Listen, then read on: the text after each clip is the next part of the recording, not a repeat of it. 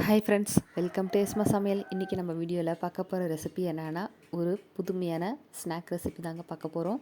இது இப்படி தான் செஞ்சோமா அப்படிங்கிறது யாருக்குமே தெரியாது. அப்படி ஒரு ரெசிபி இன்றைக்கி நம்ம பண்ண போகிறோம். அது எப்படி செய்யலான்னு பார்க்குறதுக்கு முன்னாடி நீங்கள் இது வரைக்கும் நம்ம சேனலை சப்ஸ்கிரைப் பண்ணலைன்னா சப்ஸ்கிரைப் பண்ணிவிட்டு பக்கத்தில் இருக்க பெல் ஐக்கானை மறக்காமல் கிளிக் பண்ணி ஆல் கொடுத்துடுங்க.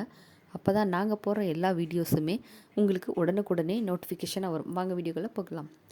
இன்றைக்கி காலையில் ஒரு 3 இட்லி மீதி ஆகிடுச்சுங்க. அதை நல்லா மிக்சியில் போட்டு மச்சி எடுத்து வச்சுருக்கேன். இது ஒரு பாத்திரத்தில் எடுத்து வச்சுக்கலாம். இது கூட ஒரே ஒரு ஸ்பூன் அளவுக்கு மட்டும் அரிசி மாவு சேர்த்துக்கலாம். கூடவே 3 ஸ்பூன் அளவுக்கு கடலை மாவு சேர்த்துருக்கேன். கொஞ்சமாக மஞ்சத்தூள் சேர்த்துக்கலாம். கொஞ்சமாக மிளகாத்தூள் சேர்த்துக்கலாம்.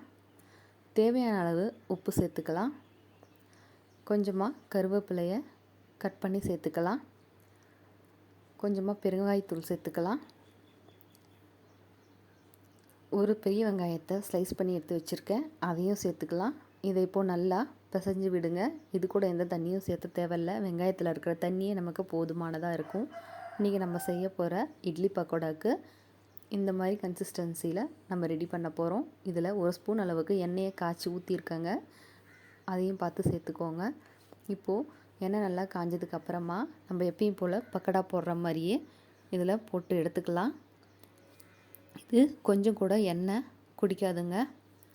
நம்ம எப்பயும் சாப்பிட்ற மாதிரியே பக்கடா சூப்பராக கிறிஸ்பியாக இருக்கும். உங்களுக்கு ரொம்பவும் கிறிஸ்பினஸ் வேண்டாம் அப்படின்னா அரிசி மாவை அவாய்ட் பண்ணிக்கோங்க. இப்போது நல்ல ஒரு கோல்டன் கலருக்கு வந்திருக்கு.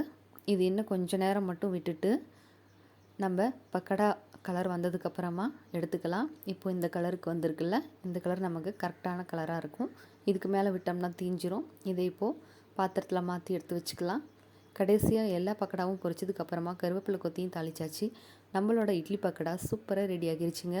மீதமான இட்லியில் பக்காவான பக்கடா சூப்பராக ரெடி ஆகிருச்சு. நீங்களும் உங்கள் வீட்டில் ஒரு முறை ட்ரை பண்ணி பார்த்துட்டு உங்களோட கமெண்ட்ஸை மறக்காமல் எங்களுக்கு ஷேர் பண்ணுங்கள்.